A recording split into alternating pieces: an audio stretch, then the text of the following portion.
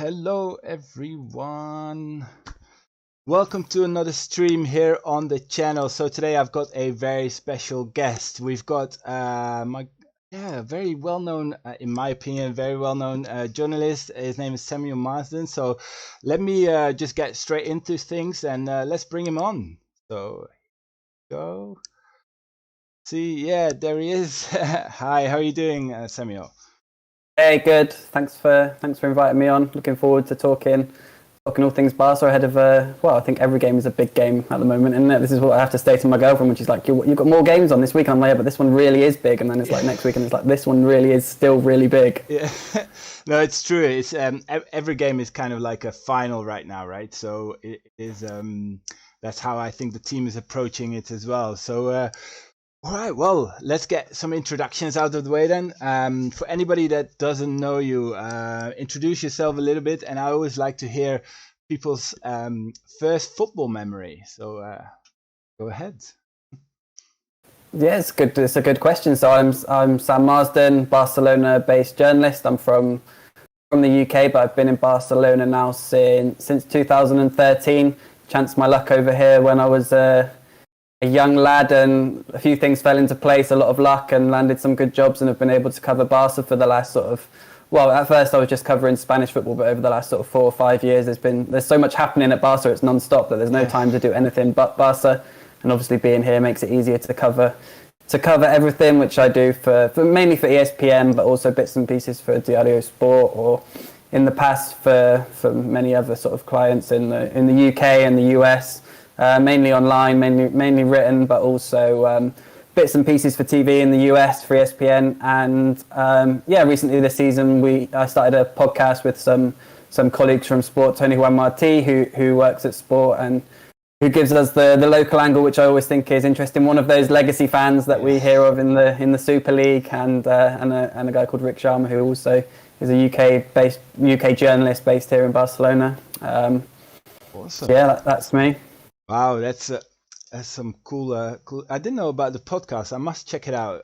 That's really good to get a bit of a local info always of what's happening on the ground and stuff like that, right? So that's.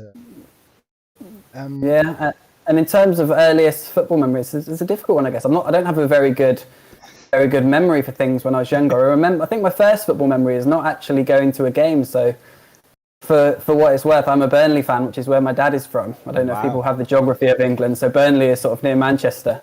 But Burnley were always a lower league team when I was growing up. And my dad lived in Cornwall, which is like a 6-hour drive from Burnley, where he's from. So my first football memory is him going to a playoff final in 1995, I think it was. Burnley were in the playoff final. And I just remember that I wanted to go, and he wouldn't let me go. He said I was too young at the time. So that's my first. I sort of remember football from that point on, mainly Burnley games, and I guess my first big memory is sort of Euro '96 as well, and the England win against Holland and the semi-final against Germany, just because it was in England and all those sort of. When I think the fact that it was in England made it much more memorable because everyone was so sort of excited for it. So I remember that tournament, and then some early Burnley games as well. Yeah. Oh man, was that where England beat Holland like big, like 4-1 or something? I think it was 4-1. Yeah, in the group stages they beat Holland 4-1 in the group. I think Shearer scored 2 and Sheringham scored 2 maybe. Then they beat Spain on penalties, and then lost to Germany in the semi-final, as always on penalties. No, I remember this game because obviously it's against my country, so yeah, I remember that very well. Wow, that's good. So basically Burnley, kind of, your dad was trying to make you a Burnley fan, I guess, and but then turned into later on, I guess, into Barcelona fan. Yeah. I mean, Burnley have played. They don't have like a true style like Barcelona throughout my life. Sort of like when the most fun I had with a Burnley fan was sort of 2009 when they played really good football. But under Dyche, they obviously play the polar opposite of Barcelona football. So I'm able to get an appreciation of both styles of football through my fandom and through my job. No, very very true. Yeah, it is. They're playing different style of football. Either you love it or you hate it. That's the kind of style, I think. So why did you become a journalist then, Sam? Must be a good reason behind that. Yeah, I think it's probably similar for a lot of people. Sort of a semi-failed, never serious sporting career. But that also sort of parallels. So obviously, when you're at school and stuff, and obviously just a love of sports, but also a love of writing and a love of English and stuff. I sort of did better at English language literature throughout sort of my education. And I mean, I was okay at football, but obviously you have to be absolutely amazing to go further. And it came together with journalism. I think a lot of people sort of pointed it out to me. They were like, "Well, you're really good at English. You love." I think when I was little, obviously you write your own reports and stuff and draw things and stuff, and people sort of had always suggested. So it was a long time in the making, really, and it just felt like the natural path to go down. Obviously, very difficult to get into. So after I did do a degree in journalism, and then first few years I was living in Manchester, and it's sort of hard to find work. The market's congested and stuff, and that's why I say in Barcelona I was lucky to be in the right place at the right time when you've got the best player in the world here. There's a lot going on. You had the Neymar years, and there was just more and more need for English coverage. So coming to Barcelona was probably the best thing I ever do in terms of my career, and just in terms of life choices. It's always a great decision to come to Barcelona, isn't it? Yeah, I mean, Barcelona, actually, I visited quite a few times in the past few years, and I loved it. It's not just as because the club plays there, but as a city, it must be really nice as well to live, right? You've got beach and city lifestyle kind of combined. Yeah, it is amazing. Like you just spend. I don't know. I think for the first sort of I don't know how many years, it just feels like you're on holiday still, and like it's just so great just to walk everywhere. Like in Manchester, it's just raining or grey all the time. That's the big thing. Not just so much people think, oh, it's hot. It's just the blue skies is just just lifts your mood so much. It's just nice to step outside and have the blue skies, and the warmth is obviously nice as well. But yeah, as a city, you can walk everywhere. You've got the beach, you've got the mountains, you've got the city, you've got sports, there's something here for everyone. Yeah, no, that's true. I really love the city. It's one of my favorite European cities.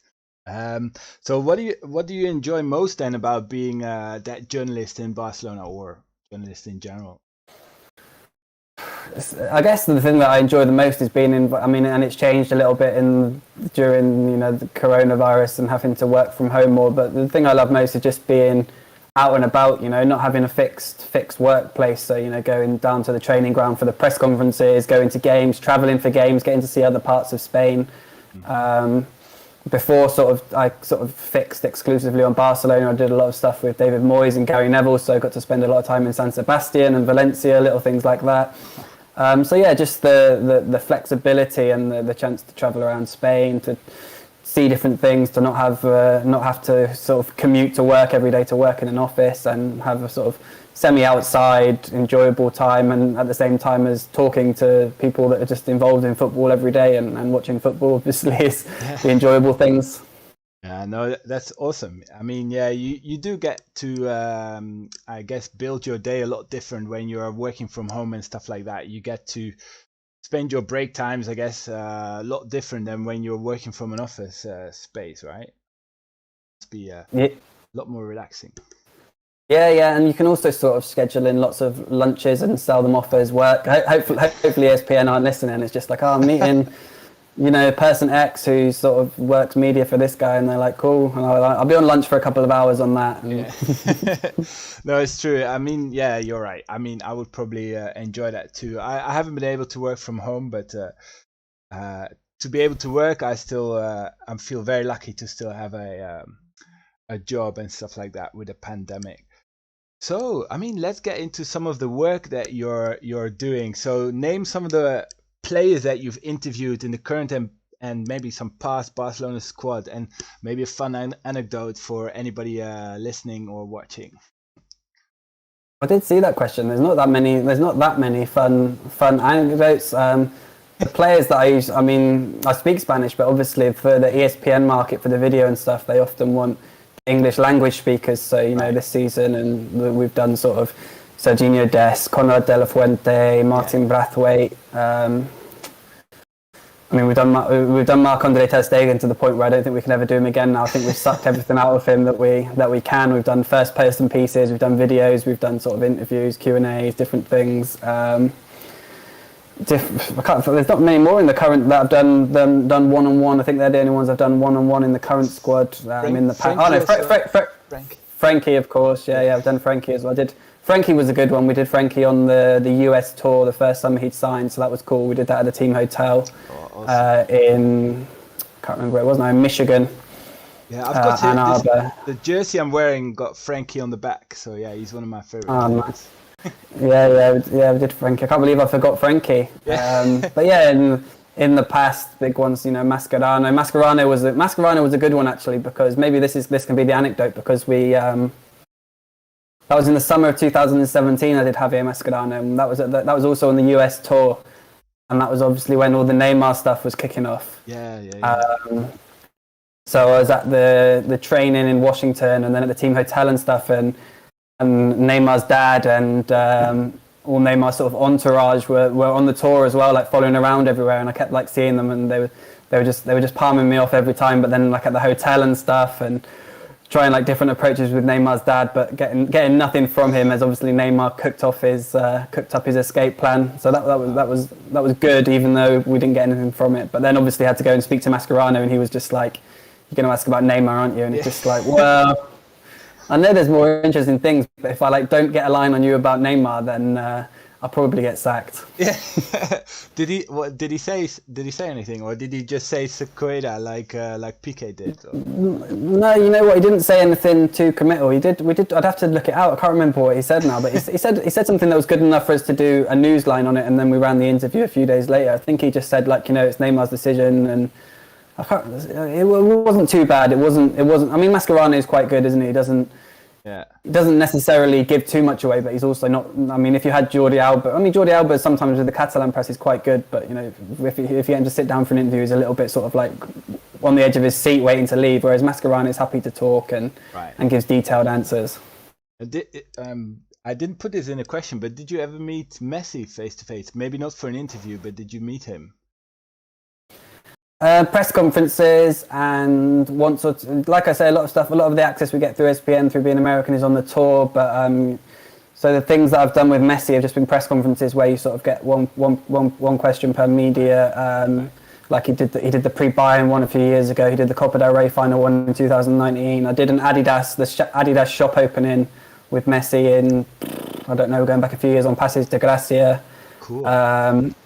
Yeah, but no, never really been up close and personal with him. Well, in the same room as him, and I've sort of walked past him quite a few times in mix zones and things, but not had the access to him that would be nice. The one-on-one interaction. Now, I mean, he doesn't. Yeah, we did. No, we did Suarez. Actually, we did Suarez last year, but me and Moises Llorens did that together. That was at a Puma event. We had 15 minutes with Suarez at a Puma event out near Espanyol's ground in Cornellà. Amazing stuff. Wow. Still really cool to listen to, in my opinion, all these players. So in terms of I've got now a question about the transfer strategy. So we're going a little bit into a different topic. So, for example, will Edison return to Barcelona, and who do you think Barcelona will sign for next season? If they can sign any.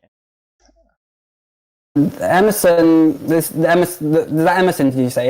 Yeah, he's coming back, right? The thing with Barca at the moment is there's talks going on. During the international break, they had preliminary talks with Ronald Koeman about how to plan for next season, but the way they've changed to this sort of 3-5-2 formation, I mean, not that recently now, it's been a few months, but it's like, how are they going to move? The planning depends a lot on how they're going to carry on moving forward, and that could obviously depend on if Ronald Koeman is still the coach and whatnot. The plan with Emerson is obviously the Barca have the option to re-sign him in the summer, and he'll come back from Real Betis, and then it sort of keeps flicking and changing. The idea was always that he would come back, and then they sort of pushed for Serginho Dest and did that deal last summer. I mean, that was one that got done because of Koeman.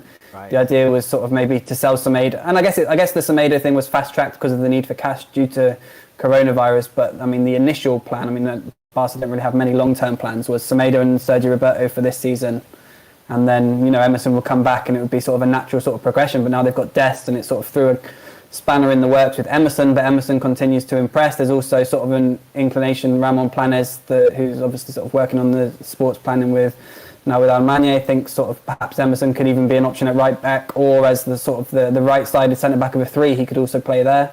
Yeah. Sort of like Kyle Walker does for England, less so for Man City, because obviously Man City have been playing with the back four, but that sort of role. So yeah, I mean, it's up in the air with Emerson, and there's no shortage of takers. Although the thing with Emerson that makes you think that maybe he will stay, even though the club are or have been courting a sale, is that if they sell this summer, Real Betis are due more of the fee, and if they have him for a season and then were to sell later, they would get less of the fee. I'm not sure of the exact percentages. I've got them written down somewhere, but it works out like that. Okay, cool. I mean, yeah, it's quite interesting. And in terms of other incoming transfers, anything that you can speculate on? Well, not even speculation. The one that everyone knows is Eric Garcia. Obviously, that one's pretty much done. I think it'll be announced after the Champions League final, because obviously Manchester City is still going. And I mean, I don't know why, because it's such an open secret, and he's Pep Guardiola's even said that he's going to Barcelona. So I don't know why there's this courtesy of waiting to announce it, but that's obviously one that will happen. And then it's just a case of what happens with the internal order. And it's a bit of, I mean, everyone, that's what's going on, and then what investment they can get. Obviously, when Laporta first came in, and the briefing to the press was sort of like, there is going to be, not definitely, but there's a good chance we can come up with the money to do a big signing, whether that was a Neymar, who's obviously now renewed, or a Haaland. Yeah. Obviously, it's now come out that a lot of that money they were banking on was from this idea of the European Super League. That's a slight setback. They're continuing to find sort of holes in the account. So we know the financial situation is bad, but I think it's slightly worse than they expected. So it's about finding ways to invest and selling players, and it's not a very good selling market. No. So I think they're going to do everything they can to make a big signing. Whether Haaland is obviously the number one choice. I think it could happen, but I'd see it more likely for Barca if he doesn't go anywhere else next summer at 75 million, if the club has had more chance to recover from COVID. And if Dortmund get in the Champions League, I think he could stay there for another year. Obviously, Dortmund don't want to sell, and the fee's going to be astronomical. So I think that's one that could happen next year. And then maybe I think again, it depends on the coach. If Koeman's in charge, I think it's 99% certain that Memphis Depay will come, and maybe he will come anyway. And I know people don't like the Memphis Depay thing, but regardless of whether he fits in or not, it's a good piece of business, I think, because it could be good, it could not, but you're going to have a player on a contract who will have a market next summer. Comes on a free, he's willing to take a sacrifice on the wages, so he's not earning too much. And if it doesn't work out, I'm sure there would be a club in Italy or England or somewhere who would pay 15, 20, 25 million, depending on how he does at Barca, and then you turn the profit. No, 100%. I would definitely agree. I like Memphis Depay, but maybe I'm just Dutch biased, but I really like him. So I think he could even do well at Barcelona, in my opinion. Okay, well, you released an article on Ronald Koeman, I think it was yesterday, that there may be some doubts on his tenure as a coach. What are your opinions of Koeman for next season, and what do you predict for next season? Based on this season, how can he secure his job? Yeah, it's interesting because I think there is a compelling argument for him to go and for him to stay. And we actually had a piece on the podcast about it yesterday. I think we're all sort of the same opinion that Koeman has done a fantastic job. I mean, no one would have expected Barca to do this well this season, I don't think, after the 8-2, when he came in with Messi wanting to leave, with the institutional mess, with COVID, with the financial problems, and then especially when you go back to December and look at the position the club were in.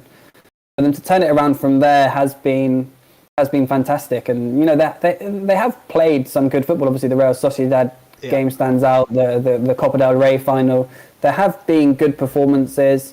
Obviously, a major plus has been the fact he's been willing to give chances to youngsters. I mean, Ansu's an obvious one at the start of the season, and any coach would have played Ansu. But and Serginho Dest obviously coming in at 20 million is another one. But for him to bring Serginho Dest and then in one of his first games to sort of start him in the Clásico and to show so much faith in him, the same as Pedri. It's not just that he's brought in these youngsters, that he's shown confidence in them, which I think is big for the players. I mean, it's one thing coming on for sort of 10 minutes against Elche when you're 4-1 up, and another thing to throw in Elijah Moriba on in a big Copa del Rey semi-final against Sevilla, or a league game when you have to win. That's a huge sign of faith in the confidence in these youngsters. So I think Koeman's done well there.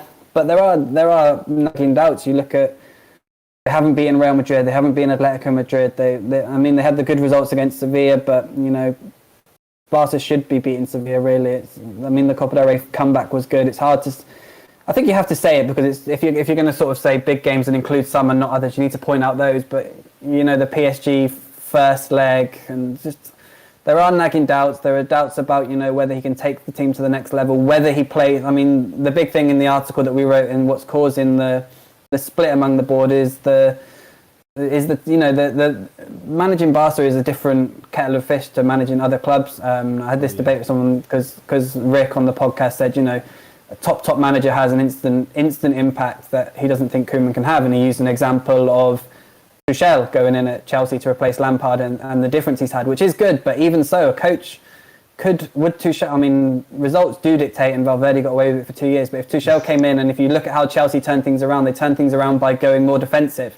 They started dropping all their attacking players and playing more defenders, and he built from that base. He I think they drew 0-0 in their first game with Wolves, and then they sort of got some 1-0 wins, and it wasn't exciting or attractive, and that base has obviously led to them to where they are now. But if he'd come in at Barcelona and they would sort of draw the first game 0-0 with Granada, and then they're getting 1-0 wins but playing really defensively, it wouldn't perhaps work. So Barca's a unique job, really, that winning is not just enough. You need to support the style, you need to add the DNA, you need to play on the front foot, you need to play exciting football, and there's an element of the board that don't think Koeman's capable of doing that. He's been criticised this season, and he's sort of spoke about it in news conferences various times for throwing on an extra defender when you're winning by a goal with 10 minutes to go, and that cost Barca a point against Cadiz, I guess, when they then conceded the late penalty. And obviously the purist idea is that you don't need to throw on another defender. If anything, you throw on another midfielder, or you make sure you control, you defend by having the ball, you don't defend by putting on more defenders. So that's the thing that's causing problems among Laporta's board. And if you see Laporta, he was obviously in his presentation speech, he obviously said, he backed Koeman to a degree, but it's been really interesting to see him whenever he's been asked about him since. I don't know if you or anyone watching saw the sort of interviews around the Copa del Rey final, and even after that Copa del Rey final, a really good performance, a good win. They said, well, this ratifies Koeman, right? And he was like, just completely ignored the question, was like, and I think he sort of diverted and said, what, fair play to Athletic or something like that, and just didn't respond to it. So it's not just speculation. It's come from the top that Laporta's not completely sold on Koeman. He'd like his own man who he sees for the long term project. No, and I saw also quotes coming out about the Ricky Puig situation and things like that. So I think all these things together, everything that you mentioned, is probably throwing in a lot of doubts in some of the long term of the coach, I think. Yeah, my opinion on it is that I agree that Koeman probably can't take Barca to the next level in Europe, but the problem I have is there's not an outstanding option at the moment. People say Garcia Pimienta. Is Xavi ready? I think Xavi has doubts about coming back, while there's still so many of his former teammates who, coming back this summer, you're looking at the last sort of 1, 2, 3 seasons of, if it's not Koeman, the next coach is going to have to oversee the sort of departures of Busquets, Alba, Piqué, Messi, and Xavi's obviously close to those guys, so it's a big consideration that he has to have. So it's difficult. There'd be better people to at the club, or you'd hope so, more qualified than me to decide who could perhaps fill that brief. But I'd like to think that the club had a plan in place if they do get rid of Koeman, because we saw what happened when there was no plan when they got rid of Valverde. And also, I'd like to think that, and it sounds harsh to get rid of Koeman if Barca win the league, but I don't think the decision to get rid of him should be linked to that, because if Barca do win the league from here now, it's going to be because it's an exciting league, but a low quality league where all teams have failed. And I don't think the decision should be made by that. I think the decision should be based on logic, on performances, on the whole season, on the future, not on these next 3 games, essentially. No, I agree. And being a Barcelona coach is more than just getting results. It's how you get the results, how you integrate all the La Masia players and things like that. So Messi's contract, are you expecting him to extend his contract? In your opinion? I think that he will. There was a time when I was flipping. I think maybe around the time he did his interview, there were a few things going on, and I guess the time he did that interview in December as well with Jordi Évole was when Barca was still sort of, they hadn't gone on that good run. They were sort of, it was a few weeks after they'd started to turn things around, and they were unbeaten in four or five games or something. But they'd had those draws, I think, at home to Eibar and Valencia, and weren't quite on that upward trend that they're in now. So I wasn't certain that Barca would have a project, but the foundations feel like they're in place now. There have been a few key moments, sort of, such as him going to vote at the election, the return of Laporta, winning the Copa del Rey, the belief that Messi has, or at least that people close to Messi or close to the dressing room tell us that Messi has in, these young players like Ansu, like Elias. And I think that's reflected. We've seen, images of him with, Pedri, Elias and Ansu. And people can say, well, of course he's happy after a goal, but they're not images that you've necessarily seen in the past with other players. If you think of, Andre Gomez or Alcácer or Paco Alcácer, he never sort of had that relationship or that sort of, and people might take this as a criticism of Messi, but if you do watch him, you do sometimes get the feeling that there are certain players that he prefers to give the ball to, or he has more faith in, or who he prefers to link with, and he sort of had that from Ansu from the start, and you've seen it with Elijah already. They've linked a couple of times. They look for each other, and obviously Pedri a little less recently, but that was that run around the new year, that run around the turn of the new year in January, and they were really, really playing well together. I think just before they sort of switched back to this new formation where Pedri's a bit deeper and perhaps a bit further away from Messi now. But yeah, so they're the key things: the youngsters, the Copa del Rey, the return of Laporta, obviously the departure of Bartomeu. So I think we're going to see Messi renew.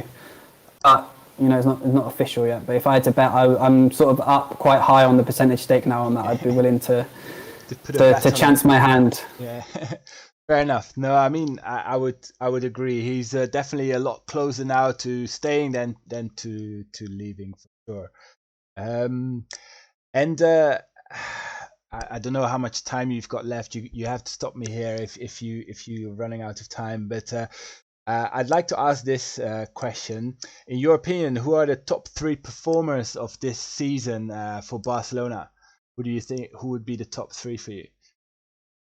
It's a good question. I think the top 2 for me are Messi and Frankie de Jong. And for the third spot, I think there's obviously, Klein. My first thought is to say Pedri probably, just because of I watched a few games of a few Las Palmas games, and I think some Spain under 17 games was at the World Cup once he'd signed for Barca. And he was more sort of like, I guess like he started at Barca at the start of the season, more sort of like a winger. He was sort of getting to the byline tricky and stuff. And to see the way he's fitted into this midfield at 18, I think has been incredible. He's been obviously the huge find of the season for me. So perhaps Pedri third, but also honourable mentions for, I think Busquets has enjoyed a renaissance in 2021, maybe not in the first half of the season, but in the last few weeks and few months, Busquets has been good again. And, with the back 3, I think helps him, and having the midfield 3, he's playing much further forward, intercepting lots of balls. I think he's some of his passing recently has really, really improved. I can't remember which game it was now, but there were like 3 passes in like 5 minutes, just sort of between the lines, that created chances that were incredible. So honourable mention for Busquets after Pedri. Also for Mingueza as well. I think Mingueza surprised me. I still don't know how high his ceiling is. I feel like maybe he could have overperformed a little bit this season. But yeah, he's definitely emerged as someone who's going to be good to have around the squad. I've used the Nacho comparison at Real Madrid due to the fact he can, play across the back 4. Perhaps, not at the moment. You wouldn't want him as a starter in the biggest games, even though he can and he has done well. But I think at the moment, as he gains experience, maybe he'll prove me wrong. He's a great player to have as cover for the back 4, and as a starter this season, he's done well as well. Just had a few tough moments, but that's a learning curve as well. True. He's still young, and obviously Araujo has been great as well this season. until his injury as well. A lot of people in my chat are asking about what you think about Aguero joining Barcelona, or potentially. You know what, it's a strange one because I think I spoke about this on a few things before, because obviously there are lots and lots and lots of reports about, Aguero to Barcelona, Aguero this, Aguero that, and it could be that I'm just getting fobbed off, but I've never had the feeling or been told that it's that close. It feels a lot more like agent work, trying to get him out there, post that, this is happening, that's happening. From Barca, the only thing that I've got, and it's not a very good thing, is that, he's free, he's an option. There's not one they're definitely pushing. I mean, if we get to July, towards the end of June, July, and there's no other options and they still want a number 9, perhaps he's an option. But he's just, he's 32, 33, he's hardly played this season, he's injury prone. I mean, the contract would have to be based on, him accepting a massive wage cut from what he's been earning at Manchester City. Perhaps even have to be performance related, or at least in terms of appearances to a certain extent of what he earns. But then when you play him with Messi, are you then losing? I mean, Aguero has obviously developed a lot in terms of his press. There was obviously when Guardiola first went to City, there were big doubts about whether Aguero could play that Guardiola style, whether he could press. And he's developed in that sense, but you can't escape from the fact he's 32, 33 and in the final years of his career. And are you going to have that problem again that you had with Messi and Suarez, where as good as they are, you're sort of defending often with 9 men rather than 11. So I mean, it's not one that the club have ruled out from what I can tell, but it's not one that is as close as perhaps some reports have suggested. I mean, I think in theory, I would say no, don't do it, because it goes against everything they're doing in terms of bringing the youngsters through. And I think if Ansu was fit, because obviously he can play that number 9 role, but there are obviously not doubts, but you don't know how he will come back at the start of the season. So that sort of presses the need for a number 9 per se. I think if Aguero was happy to have a squad role, to come on in games when you need a box striker, but I mean, it's a lot of money to pay for someone to do that. It's true, especially I guess his salary, because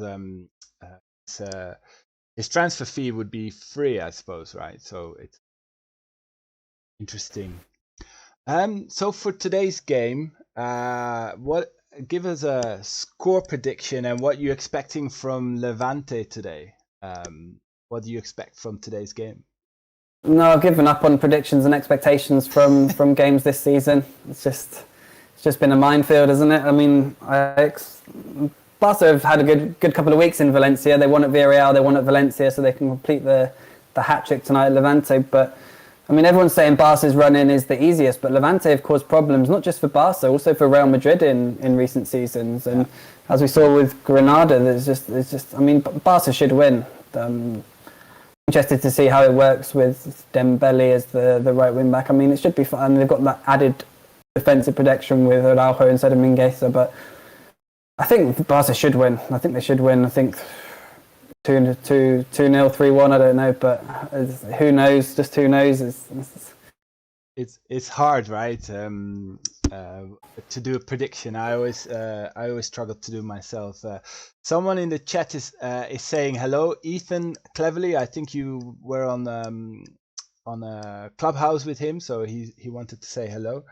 And hi, Ethan. And also people are asking if you would buy Gaia or promote Balde from Barça B as a left back.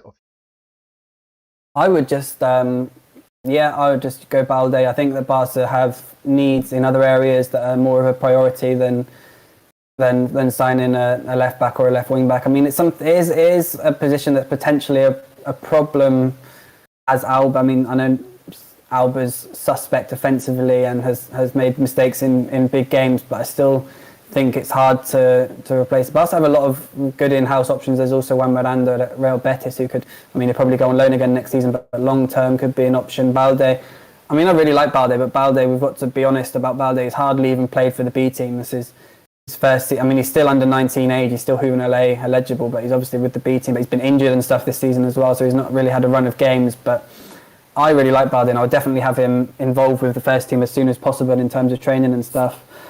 And I just think financially, the Gaia thing, I think Barca should pursue other targets rather than that. I think Serginho Dest can also, we've seen him play left back, he can do a good job there.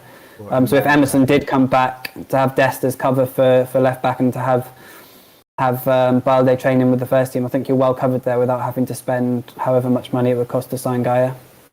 Cool. Sounds good. I think that was all my questions. A lot of people are asking as well what your thoughts on Garcia as a player. Obviously, we know he's going to come in. Do you think he'll be a starter, or do you think he'll be just a squad player? I think he will, by the end of the season, definitely be a starter. To be honest, he's another one a bit like a bit like I said, Balde for the B team. Garcia is another one who's not really played loads of football to be judged as. It's at the top level. Obviously, it's different to Balde, but he obviously broke into the City team, but then has sort of not made himself in the City team. And then this season, he's not been given a chance really because obviously his contract's running down and they've got other defenders ahead of him, and it makes sense to play the guys that are still going to be sticking around next season. I thought he was really good for Spain in the recent internationals. I think this is more not to do with watching him, but to do with speaking to his agent or people that know him from his time at Barca, is that he's an old head on young shoulders. So he might be a young defender, but he's someone with leadership qualities already. The potential to be like a Barca captain. Someone who is, he's good on the ball, good spatially, good in terms of positionally, but perhaps not strong and not quick, not sort of tall for a centre back per se. I think that's fine at Barca because, as we said before with Koeman, you need a certain style of defender to play the Barca way, as we've seen with Koeman himself back in the day. Yeah. I can't remember what it was. There was a program on Barca TV, I think, after Ronald Koeman's press conference the other day, and they were talking about like how ridiculous it was to play Koeman as a centre back because in England he would have been like a number 10 or something, and it's just like people were like, what the hell is going on? So while there are those doubts about Garcia, they're not really those doubts that you would have for a Barca centre back. No, it's true. Interesting. I really loved chatting with you. I think there's a lot of people now asking about Haaland, but I don't know how much time you still have. You want to give your prediction if Haaland is coming? You mentioned a bit earlier already, but this summer will be very difficult to get him, right?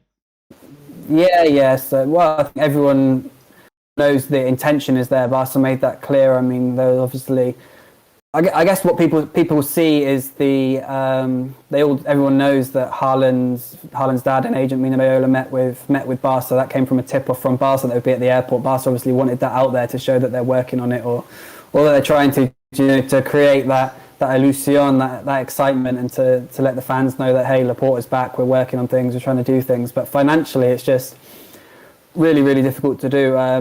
What I know from Dortmund is just from what their CEO Watzke and what has come from the club, and that's that they're not going to sell Haaland. And what we've seen from Dortmund in the past with Dembele, when they got a massive fee for him and sort of forced Barca's hand, and with Jadon Sancho last summer when they didn't sell, is that they're quite good at either sticking to their word and not selling or getting a big fee, and it's not really the year for big fees. Perhaps that could change if they're not in the Champions League and Haaland and Raiola go hard on leaving.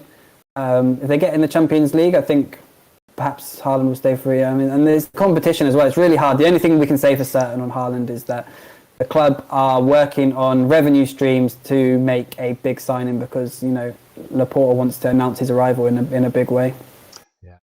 I'm pretty sure he wants to make at least one key signing this summer, or big name signing. Okay, well, I think that's all for my questions. Thank you so much for being on, Samuel. Any last words that you want to share with the stream? No, thanks. Keep up the good work. Thanks for the questions. Yeah, keep going. Yeah, thanks. It's just a hobby for me, but I'm trying to get some interesting guests on stream. So, yeah, really thank you for coming on. It was a pleasure talking to you. And I'll do some more questions with the chat. And I'll let you get on with your evening. So see you around, Samuel. Cheers, guys. Enjoy the game. Ciao. All right, guys. So that was Samuel. Wow, that was a very interesting chatting to him, guys. I hope you enjoyed it as much as I have. I tweeted out earlier about the game. So about some questions. So let's do some of these questions. I've got here Amarcha. Marcel, what's your favorite former Arsenal player, and who is currently your favorite Arsenal player? So let me just get this up for you guys so you can read with me. It is there. You can see it. Right. So we've got that question. So my favorite Arsenal player back in the day was Dennis Bergkamp. I really loved watching him. He was silky smooth on the ball. Also, Thierry Henry. Yeah, I did a video on Thierry Henry. So yeah, love him as a player.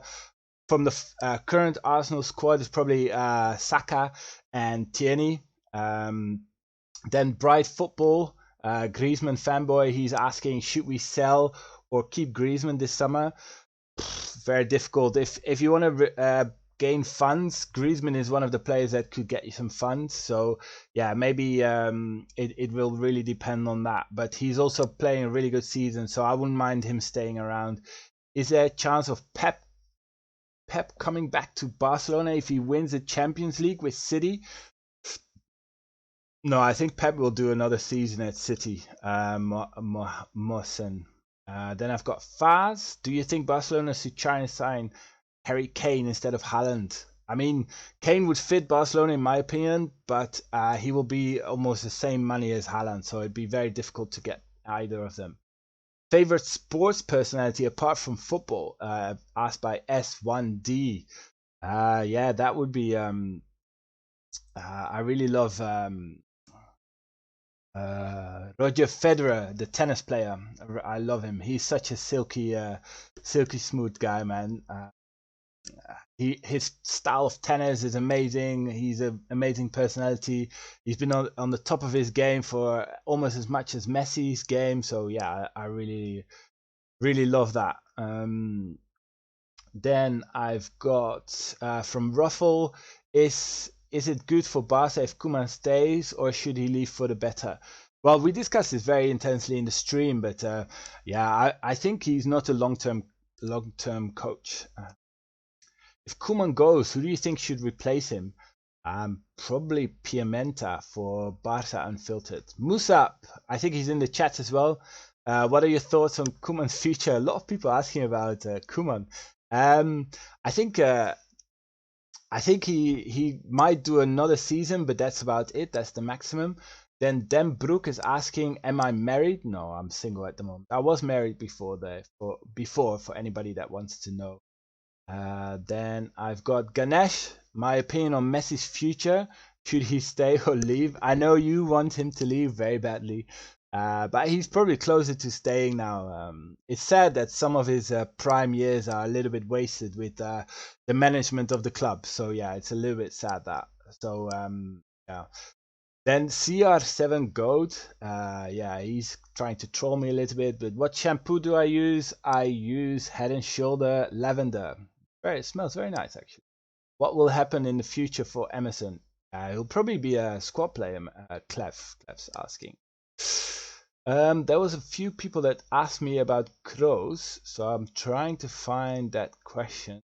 Because yeah, so here's the first one. Arouge is asking me, why is he obsessed with Kroos? I'm not obsessed with Kroos. He's just one of the better players of Real Madrid. So that's when Real Madrid is doing worse, then you make fun of their best player. It's the same like how Madrid fans would make fun of Frankie de Jong all the time, and make fun of Lionel Messi. So yeah, it's the same thing. So I'm not obsessed with Toni Kroos. I rate him really highly as a player, and as a player, he's world class. So yeah, that's my opinion on that.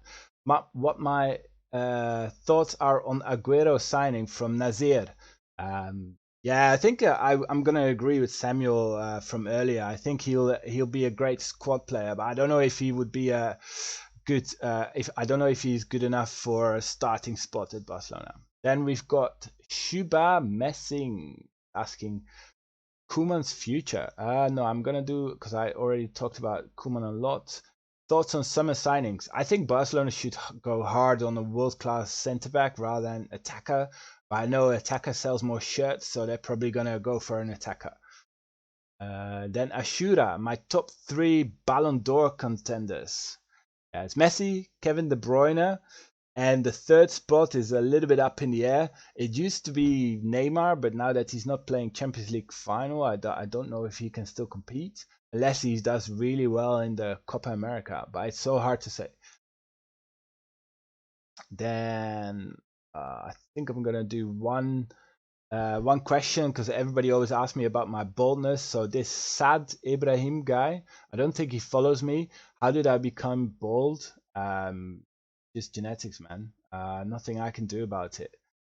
So yeah, if I like being bold, when I first started, I was really unhappy with it, but now I'm just comfortable with it. But obviously, it's still not really nice when people say boldy or stuff like that on Twitter.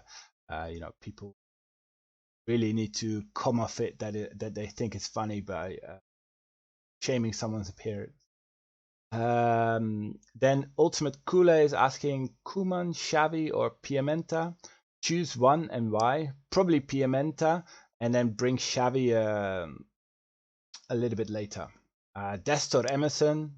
Dest, there's a wingback. Emerson is better defensively. So that's my thoughts on that. And then the thoughts on the Palestine situation. Well, I have to read up a little bit, but it seems that it's really bad for the Palestinians. So I'm gonna probably join the Free Palestine movement, because it's really getting out of hand now, and it's not fair on Palestinians, how they're being really hurt. Which number 9 striker would you like to see at Barcelona next season? Amin is asking. I think the dream signing is Haaland, but I wouldn't even mind Harry Kane. So yeah, that is my thoughts on that. So in the chat we need De Ligt from Aman. Yeah, I would love De Ligt.